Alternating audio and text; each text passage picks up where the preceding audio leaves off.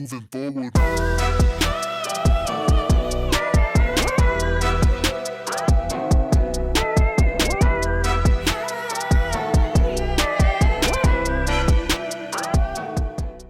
Right now, a future president could be running as a local candidate on your ballot.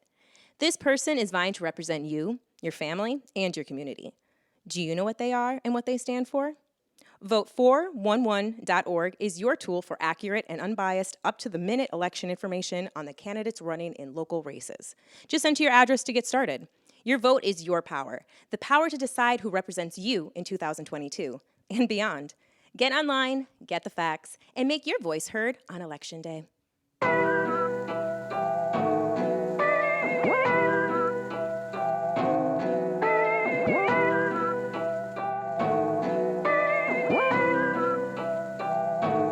Moving forward.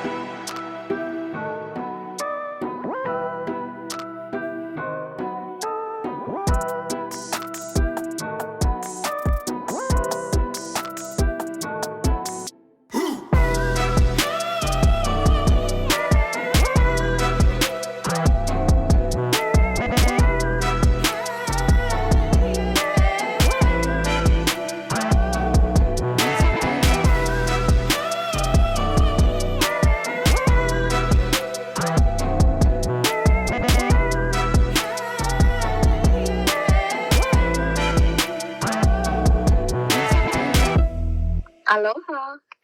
Aloha. You're right. It still says Masuda Milton. Yeah, I told you. I tell everybody. This is running Aloha, joke on the Kawika. show now. This is how everybody will know Milton Matsuda before they know Kawika Hoka, I'm sure. So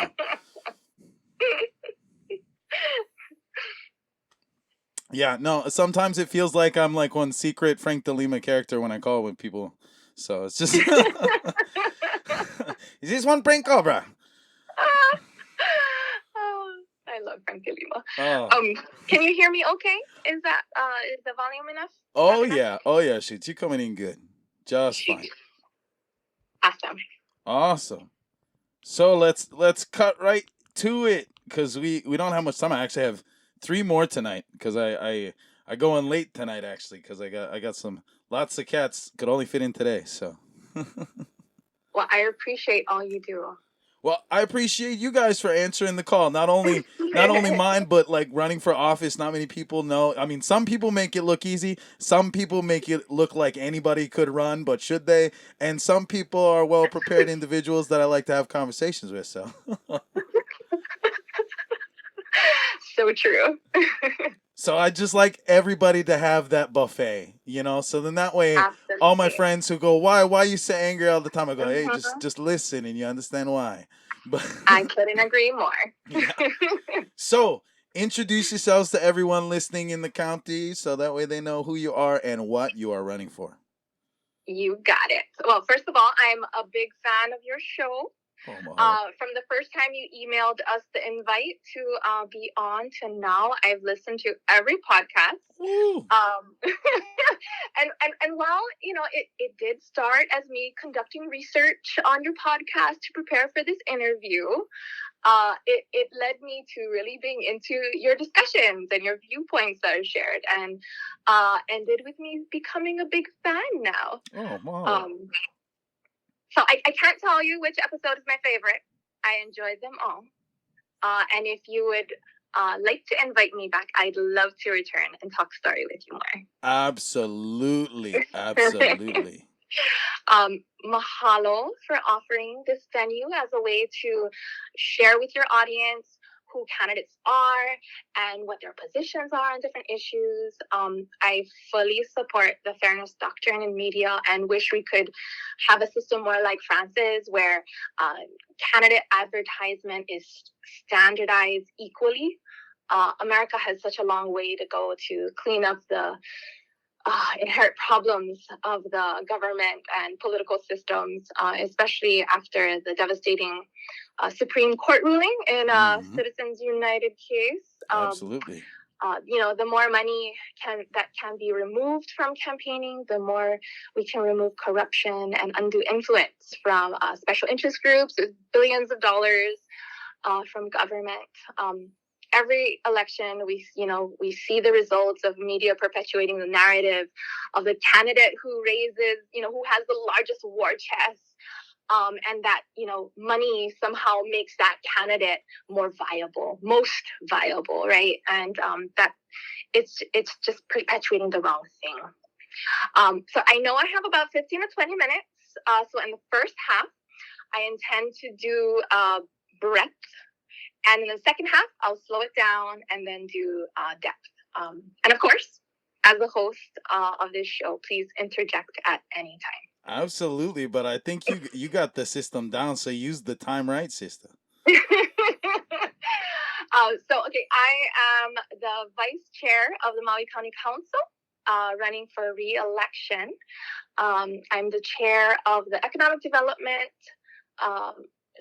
the Budget, Finance, and Economic Development Committee, served as the chair of the Council's two temporary investigative groups, TIGs, the Tax Reform TIG in 2019 and the Tourism Management and Economic Development TIG in last year, 2021.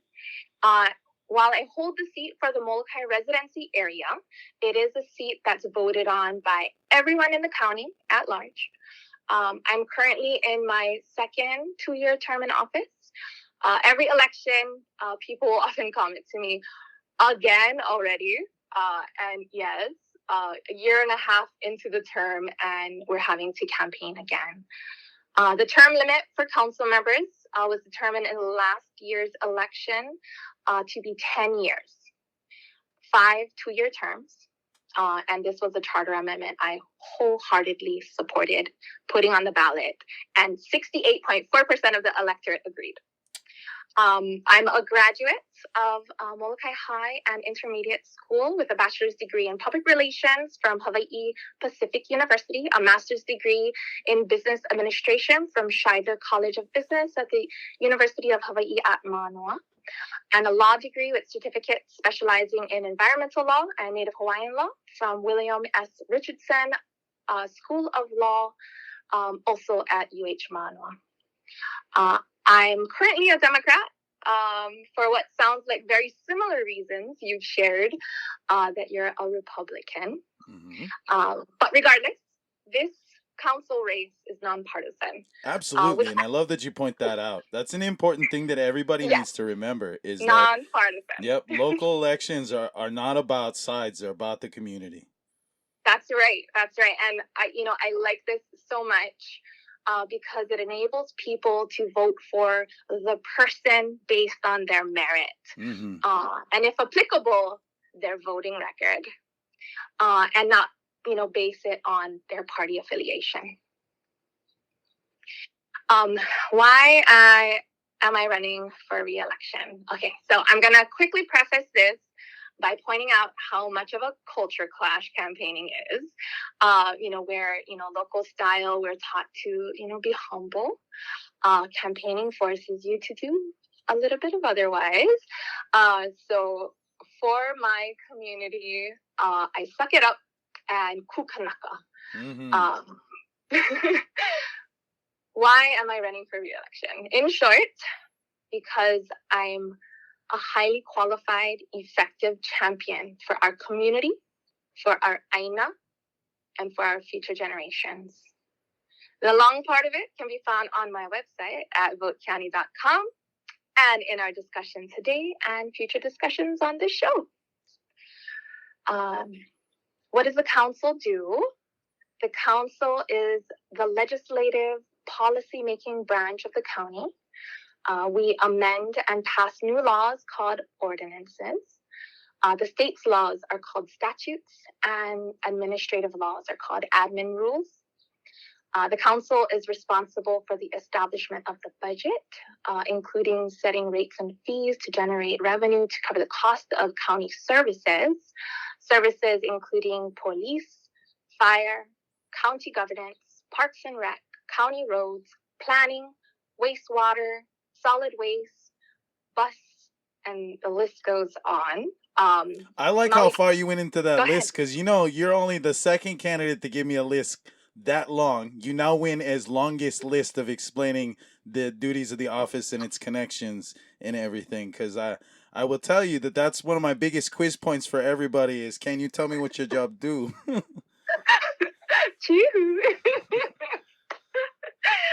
We also have a Department of Housing and Human Concerns, and we do economic development. So in both of those departments, we provide grants, and Maui County is known for a lot of the grants that we provide for economic development, but also for human services so that we are addressing the needs of our community. As council members, we also act as conveners, which is one of the things I enjoy doing. Okay, so a bit about who I am. The aina that I'm from is Molokai. I am on Kanaka Oiwi land. I'm a kupa of Molokai, born and raised, as were my parents and my parents' parents, and as far back as I can trace my mo'oku auhau. My pronouns are she and her.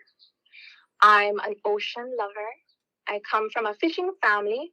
I guess I should say also a hunting family. But although I'm myself not an avid levaita, I enjoy surfing and paddling. And in fact, that's how I met my husband in Kona. We both participated in the Queen Lili'ua Kalani canoe race. We're blessed with 2 children. My daughter, Ka'ikena, celebrated her 11th birthday yesterday. Oh, shoot. So lahano. Mahalo. And my son, Ia, is 12 and a half. And I feel doubly blessed to have the opportunity to raise them on my ancestral aina. I enjoy cooking. My family calls me Chef KRF. Mm-hmm. I describe my cuisine as taste bud stimulating experiments and appreciation to my staff who always indulge me when I announce that I'll be making lunch. They're always ready to strap in and go for the ride. I am a community organizer and a community advocate. On my free time, I've been working on our Molokai Land Back initiative and empowering our community to take power back into their own hands through winning the RFP to build a shared solar project that would be owned and managed by our community, owned and managed co-op, Ho'ahu Energy, to give those who didn't have an opportunity to benefit from PV systems because they either lacked capital or they were a renter and didn't own the home that they lived in. So those are some of the favorite things that I do. And then I'll move on to my top 3 priorities. Well, okay, it's kind of top 3 with like sub-points. Okay, so the first is cultivate community. And what I mean by that is 1, housing for residents, stopping the displacement and the gentrification. 2, helping to develop connection to this as home, stewardship of our home, and one's cultural identity, and fostering kuleana to return with their vai-vai after residents, go away for school or experiences like you did. And 3, responsible, culturally compatible economic development. Okay, so that was 1 with the 3 subpoints. And 2, malama aina, and the 3 subpoints. Ho'omomona, so food sovereignty. 2, natural and cultural resources recognizing our natural resources as a public trust. And 3, climate change resiliency. And then for the third priority and its subpoints, good governance. And, good governance is, transparency, accessibility, and accountability to the people. I believe that governance should also be agile and responsive to the needs of our community. Okay, so now I'll slow it down and then kind of dive a little deeper into the priorities as I kind of outlined them. Right on, go ahead. Okay, and again, if you like talk story, I absorbing, sister. I absorbing. So then I think that way we can slam more talk story at the end, because you got so much to say. I think this will be the one episode everybody re-listen the most. So. Oh, flattery will get you everywhere. Okay, so I'll talk about the points and what I have done in office to demonstrate what I mean by it being important to me. Because I think that especially for elected officials running for re-election, one's voting record, one's list of bills and resolutions, legislation that they've introduced, it says so much about where their priorities are in time and energy and how effective they are on our behalf. And so for the first point, which is, to cultivate community, housing for residents. So I spearheaded the effort and received near full council support to adjust real property tax rates that benefit residents who live in their own homes or rent long-term to Maui residents, while increasing taxes for visitor accommodations and for residents who own multiple homes. The proposal also included adjustments to tax classification ranges, considering the inflated home valuations. This proposal was reflective of an ongoing tax reform plan started with the 2019 tax reform TIG to strategically incorporate mitigative legislative steps that insulate and safeguard our residents from continuing to be priced out of their homes. Driving local housing policy through taxation is complementary to the other prolific legislative solutions this council has been working on for the past several years. I introduced and passed the long-term rental exemption and classification in December of 2020, which can now be applied to insulate homeowners that rent long-term to residents. Without the long-term rental class, owners of multiple homes that do not rent long-term will fall into the non-owner occupied class and be taxed at a higher rate to disincentivize house hoarding in Maui County or require equitable tax collection to offset the negative impacts resulting from extractive real estate investment activities. And last year, one of my proud moments, I introduced and passed the Aina Kupuna bill, and that primarily protects the shoreline properties that have been substantially affected by the multi-million-dollar mansions that have been built and flipped and continue to price our generational families out of their homes. Under one, as I mentioned earlier in our brief email exchange regarding maximizing community benefit in the film industry, I believe the same is true for the tourism industry. Our residents should never feel exploited or stepped on. But when I follow comments on or posts on social media, emails from constituents, that's the sentiment that they're sharing with me. That they are feeling exploited and stepped on, and that industries are taking advantage, and the benefit just seems so nominal that it doesn't feel worth the impacts.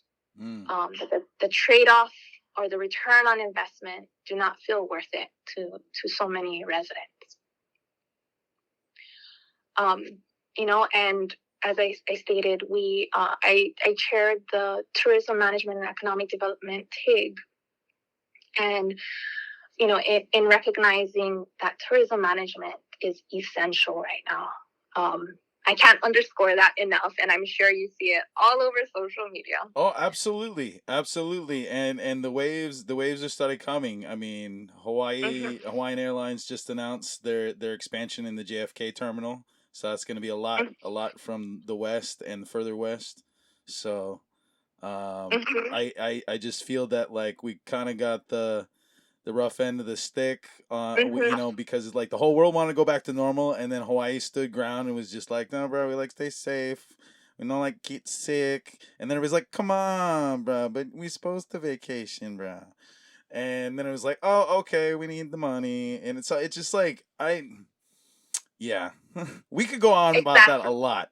But I'd say if anything that I probably would want to ask you a question about from those previous ones that really lit up when you were talking about, handling gentrification. I would love to just like pick your brain for a very short second about the Wailuku idea that was just started circulating around. Like, what are your thoughts on that?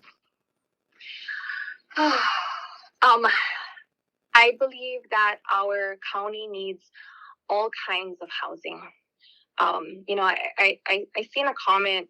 So there's the Wailuku housing that was recently announced, and then like the day after, I believe the state put out a press release on the Kahului civic expansion. I can't remember exactly what they're calling that project, but it's also like a major development that's going to happen in the Kahului area. And I saw a comment about, well, don't residents deserve yards? And, yes, we absolutely need single family homes. But for a lot of people who are just trying to hang on and stay in Maui County, we need smaller units, apartment style for those that cannot afford to, rent or buy a single family home right now. Those are, younger families, those that are in college, those that may be transitioning, whatever part of their life they're in. And so I think that the Wailuku project is too high. There are a lot of legitimate concerns that's been shared on social media, and we'll need to have a much fuller discussion about all the impacts, be it the water usage, wastewater, parking, traffic, the list goes on. But I do support smaller units for our families that want to stay in their homeland. Mm-hmm. Right on. Yeah, definitely. I'm going to have you back. And we're going to have to segments upon segments. You're going to be my correspondent on the ground now. Here we go. But, so. I would be stoked to be. Yeah, hey, shoot. So, with that being said about our time, how about you roll through the rest of your points there, and then I'll have a wrap out question for you. Okay. Okay, I'll try to quickly run through them because I know I'm running out of time and I don't. So basically, to sum it up, the tourism industry was invited here to make the lives of our residents better, not worse. And so, control over the tourism industry is much needed and overdue. And I can go through some of the other actions that I've taken, introducing and passing the new transient accommodation bill. So we have a moratorium in place right now for another year and a half. I've introduced the short-term accommodations caps. I've banned, I have zero cap on Molokai, so we don't have short-term rentals on Molokai at all. bed and breakfasts are allowed. Bed and breakfasts are owner occupied. And then last point for economic development, PSA, we're currently, sorry, not me, but the Maui Economic Development Bureau is conducting the 5-year update for the comprehensive economic development strategies. Tonight will be the first public meeting, and there will be more meetings to come because I know that this won't air until much later, and tonight will have passed. And then for Malama Aina, just that environmental protection and cultural perpetuation are high priorities for me. So protecting sacred sites, looking to Ike Kupuna, our ancestral wisdom, to guide us while making space for a living, breathing, ever-evolving culture. For good governance, in 2018, campaign promise I made was to host regular town hall meetings, which I did, and they were in person pre-pandemic, and they continue as monthly meetings virtually. And I'm having one next week, Tuesday. And lastly, in 2019, one of my priorities was to enable people to testify virtually from wherever they were, farmers in their field, teachers and students in their classes, individuals without shelter. Online meetings are one of the silver linings of the pandemic. With support from our council, I spearheaded the transition of our council meetings from in-person to online. We were the first, and it was so successful that both Senator Keohakalole reached out to me to help the Senate clerks, and the executive director of the Commission on Water Resource Management also reached out to me to help transition their meetings online too. And so I will close with stating that you can learn more about me on my website at votekeani.com, on Instagram at votekeani, and on Facebook at facebook.com/votekeani. I'm participating in the public funding program again. Every $100 or less from a Hawaii resident 18 or older will be doubled through the state's matching program, which is one attempt of removing the flood of money into political campaigns by establishing an allowable expenditure limit. And I'll state this again, everyone in Maui County can vote in all 9 council races. Right on. Okay, so before you go, is there any advice you can give everybody listening on what they can do to help right now? Not just in the election, but in the community for the hui. Get involved. Stay in touch with your elected officials. You can reach me at keani.rawlins@mauicounty.us. Email me anytime or call 808-553-3888. And I can help to connect anyone in the community with people or issues or movements that I guess the main thing is to just try to be as engaged as possible and follow, what your elected officials are doing. Mahalo. I appreciate everything you shared with us today. And I hope to have you back on many a time after we get through this first wave of crazy. You got it. Awesome, sister. All right. I look forward to it. I look forward to it too. You have an amazing day. You too, Kawika. Aloha. And aloha to all those listening out there.